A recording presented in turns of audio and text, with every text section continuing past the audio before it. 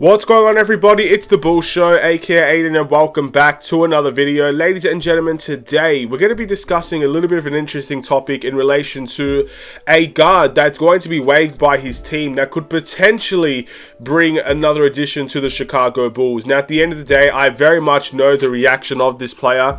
I'm here to say I think some people may change their mind on this player now that he will be a free agent rather than a trade piece that we would have to give up assets for. Today, I want to talk about Chris Paul, CP3. Ladies and gentlemen, still a good point guard in this league, but I know, again, I'm going to look at some of your reactions to, I guess, Chris Paul. At the end of the day, I've seen a lot of comments since I made that Chris Paul video and why we shouldn't get Chris Paul. So I'm going to, I guess, explain my point of view, why maybe my opinion may have changed about Chris Paul, things like that, and we'll see where things go from this video. But you know, it's an interesting topic. We've talked about Chris Paul this season. We know that as a trade piece, a lot of people are not on board with that. Maybe making this video about Chris Paul as a free agent might bring more people towards the idea of signing a Chris Paul. But before we get started, please like and subscribe to the Bull Show, turn notifications on, and let me know in the comments below your thoughts about the Chicago Bulls and whether or not you believe we should be signing Chris Paul as a free agent and stuff of that nature. But let's talk about the big news story here, and that is the Phoenix Suns will be waiving Chris Paul, or they've identified, or they've let Chris Paul know that they'll be waiving Chris Paul for the offseason, which means he'll be a free agent. He can join any team he decides to, and you know, a bit of an interesting move from the Phoenix Suns. Chris Paul is eager to keep on playing for several years in the NBA. He's not quite done at the NBA level yet, and he's desperate to win a championship. And whichever team he signs with, I guess, in the offseason could potentially be the team that tries to go and compete for a championship. You know, maybe that team will get to that level, maybe it won't. We'll have to wait and see. But interesting stories coming out today in the NBA. I'd love to know what Phoenix Suns are going to plan to do with that point guard spot, because I personally feel like that Phoenix Suns team never really got an opportunity to play really well together. They didn't really get that grasp. You know, they traded for Kevin Durant. Kevin Durant shortly after that got injured. And, you know, it was back to the old team without their key defenders, and that obviously didn't work very well for the Phoenix Suns. But once Kevin Durant did get back into the team, and once Phoenix did end up having a fairly healthy team, Chris Paul gets hurt. And Chris Paul has been hurt for a long time. Let's be honest. He gets hurt a lot in terms of his NBA career. And it is a little bit of a sucky situation. But, you know, they've done a lot of interesting moves, Phoenix, and I'm not really sure if I like most of them. Firing their coach, not a big advocate of that. At the end of the day, that coach needed time to get things to gel together, and you know, I just wasn't a big fan of them firing their coach. I think he's a great coach at the end of the day as well. I think their center, Johndre Ayton, didn't necessarily put a lot of effort in that postseason, in all fairness, and I think he has some subtle feelings that he'd never really wanted to rejoin the Phoenix Suns. Maybe that is something that's coming more to light now. And the waiving of Chris Paul. You know, I get it. Chris Paul's not been great for the Phoenix Suns the last 2 seasons, but again, I think if you gave him the opportunity, just like everybody else with that Phoenix Suns, if they all had a healthy season together, it may have worked better than what we saw. But again, they've chose a different direction. Let's see what they do with their point guard spot. They're in desperate need of a point guard now, and I believe the Chicago Bulls are also in a need for a point guard now. So let's talk about CP3, why don't we? I personally feel like people will change their mind. Some people, keyword here, some people will change their mind on Chris Paul now that he's a free agent compared to a trade target. As a trade target, someone making that amount of money, you would have to trade one of our core pieces. That would have been Zach LaVine, DeMar DeRozan, Nikola Vucevic. Maybe you'd have to throw in some young guys in there just to match salaries if it was for a guy like Nikola Vucevic, and you'd have to do that in order to get a guy like Chris Paul.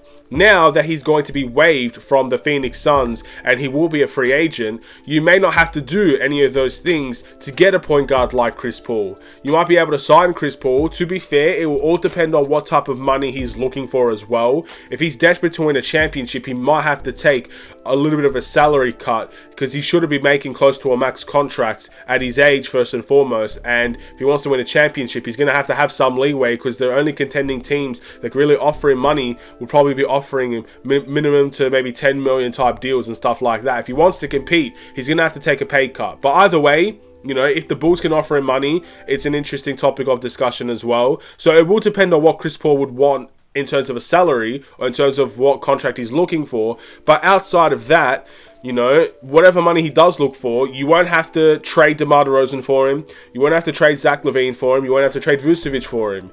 Which means, if we do want to trade any of those pieces, you can go and get different pieces and not have to worry about trying to trade for Chris Paul. That is what people might be changing their mind about. But I've seen the reactions. I know people are not necessarily too fond about Chris Paul for a variety of reasons that I want to get through in this video. The first one is his age. I believe he's 38 years old. He's entering towards his 40s and stuff like that. And look, I'll be honest with you. You can't change age, can you? If the Bulls are trying to go younger, I've said it before and I'll say it again. If the Bulls are trying to go younger, we should not be pursuing Chris Paul. But we don't know what the Bulls feel internally. They might feel we need to go younger. They might feel Chris Paul's the next thing to make this Bulls team compete. This is the point guard that we need. So that is a topic of discussion. Bulls fans might want to go younger. The Bulls organization themselves may not want to go younger.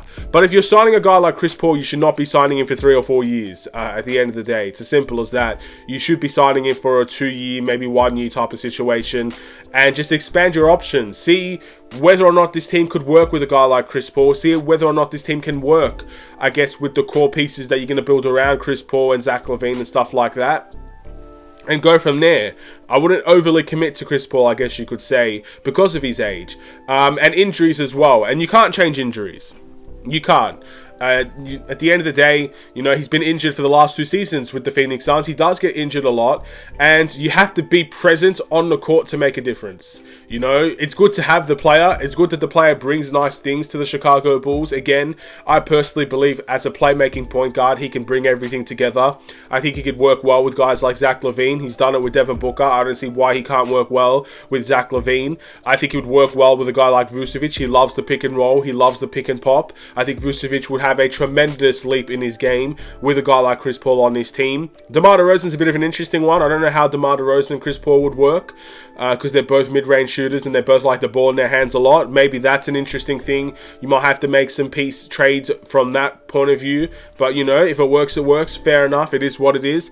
But altogether, you know, you have to be present and you have to be there to make a difference. If you're not there and you're injured and you're missing game time, at the end of the day, are you making that big difference? Bulls fans have that argument, and it's a valid argument to make. What I will say is this.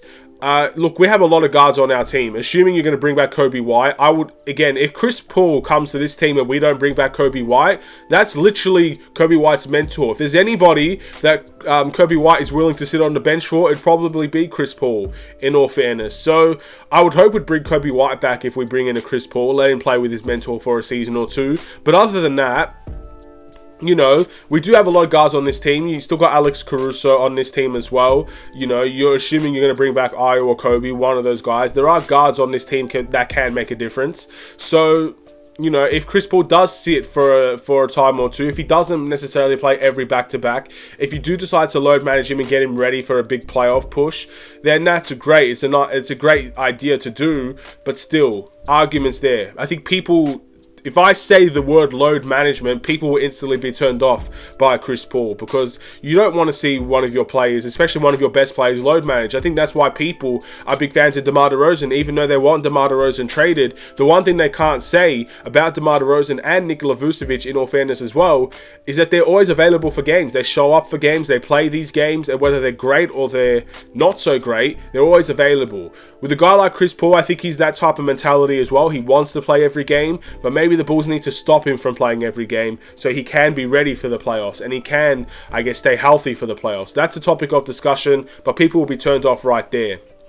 A lot of people were talking about Lonzo Ball when we were saying, let's sign Chris Paul. Asking about what's going to happen with Lonzo Ball. Lonzo Ball is better. Stuff like that. And look, here's what I'll say to that. Chris Paul would be a short-term signing.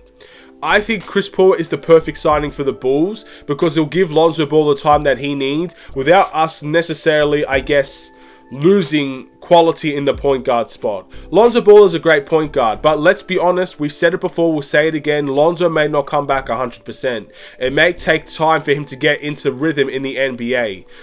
He's not most likely going to be playing next season either. So you bring Chris Paul in this offseason. He will play most, if not all, of next season for the Chicago Bulls. It gives Lonzo Ball time. If he comes back next season, great. He can come back off of the bench and he can get some rhythm into his game. He can get some time and development back into his game so he could be ready for multiple seasons to come if he's ready to make that NBA comeback. Chris Paul is that short-term signing, a 1 or 2 year signing. I don't see a problem with Lonzo Ball and Chris Paul. I really don't. But some people see that as a problem. Me personally, I don't. It gives Chris Paul the opportunity to start for the Chicago Bulls team and be a playmaker that we need off the pick and roll, obviously helping guys like Zach LaVine as well. That's huge for us, I would say. And then for Lonzo, it gives him time to come back, gives him time to really have a proper, I guess, rehabbing situation, properly heal. No need to rush anything because, oh my God, we need a point guard. Lonzo, rush yourself back. We don't need to see any of that. We can put time into Lonzo Ball. He can come off the bench if he is ready to play with the Chicago Bulls team, including Chris Paul. And when Chris Paul is gone, if Lonzo Ball is back to that high level, he starts at point guard. I don't see a problem with Chris Paul and Lonzo Ball. I really don't. So hopefully that ends that problem. And the last thing that I've heard people say is that Chris Paul is overrated. Now look, you need to understand what you're signing here with Chris Paul. If you're expecting the Clippers Chris Paul, if you're expecting the Houston Chris Paul, if you're expecting the New Orleans Hornets Chris Paul, I'm sorry, then yes, he probably is overrated. Because again, that's not what you're getting, and you shouldn't even expect that at 38 years old. Again, not everyone can be a LeBron James, average 28 and 7 every single year. Until the age of 38, you know? Chris Paul has done well enough to average close to a double-double in terms of his NBA career so far. Again, when it comes to being overrated, I understand it from the point of view in the fact that he was getting paid ridiculous money. And that has to change, in my opinion, if you want to sign someone like Chris Paul. I can't see him getting close to a max contract deal anymore, especially with his last 2 seasons in the NBA. But, you know, the guy still averages 9 assists per game. He's still an assist champion at the end of the day, and he's still one of the league leaders constantly in assists. And he's also a guy that can still put points on the board from the mid-range and from the three-point line. He's just very selective in his shooting. So yeah, it depends on the contract that he gets for me to determine whether or not he's overrated, because money does have a big issue in that. But in terms of the quality of player, if you expect Chris Paul from the Clippers, you're going to be disappointed. If you expect Chris Paul from the Rockets, you're going to be disappointed. If you expect Chris Paul from the Hornets, you are going to be disappointed. He's not that player anymore. But you shouldn't expect him to be. Every person adapts with age, and Chris Paul is very much up there in age. But still, he has nice qualities I think he can bring to the Chicago Bulls team. He has nice qualities in the playmaking side of things and bringing things together. That's what I want from the point guard spot. I think on a short-term deal, Chris Paul would be a nice addition. Is he my first choice? It would have to depend on the money that we bring in. But some people would not change their mind on Chris Paul, and I completely understand that. That's some of the risks and some of the worries that I have in the fact that his age and injuries are still going to be there, regardless if we trade for him or not. But, you know, since we're not giving up assets for him, I think people can change their mind on Chris Paul. Maybe I've changed my mind on Chris Paul. In the last video when I talked about Chris Paul, I suggested that he might be too much of a risk to trade for. I don't see much of a risk in signing him in free agency. Again, what do you have to lose? You know, you're going to be signing a point guard or trading for a point guard at some stage. If you keep the point guard spot the exact same while letting Patrick Beverley go, is that worse? Isn't that worse than just trying to bring on Chris Paul and see what happens? Experimenting with the team a little bit?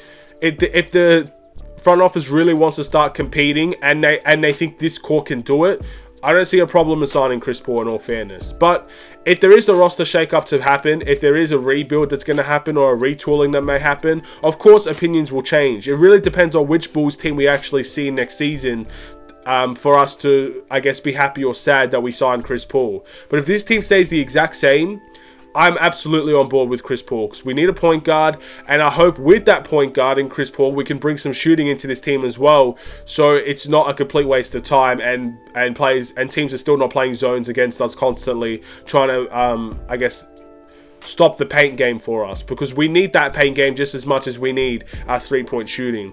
That's my thoughts and opinions on Chris Paul. Controversial, not controversial, I don't know. I would absolutely like Chris Paul on this team as a free agent. I understand trading for him, just not many people weren't, I guess, weren't in line with what I was thinking, but As a free agent, I don't see a risk there, in all fairness. I would take Chris Paul as a free agent. I would re-sign Kobe White and allow him to play with his mentor for a couple of seasons. And we'll see what happens in 2 years' time. I really think it's a good idea to sign Chris Paul.